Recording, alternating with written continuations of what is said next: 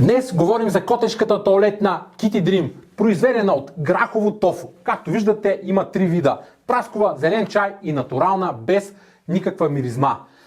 Самата тоалетна осигурява много добър контрол на миризмата благодарение на ензимната формула, използвана при нейното изграждане. Разбира се, пелетките полепват много по-малко по лапичките и заради това се пилеят по-малко и изкъщи. Както виждате, когато се изпишка животното, самата тоалетна прави много добър клъмпинг или топчица, т.е. много бързо попива урината, като това всичкото става лесно и бързо на топчица. Както виждате при нас, даже за краткото време, вече се е оформила една страхотна топка. Това, че е биоразградима и изградена от грахово тофу, я прави подходяща за директно изхвърляне в тоалетната, което ви спестява много време.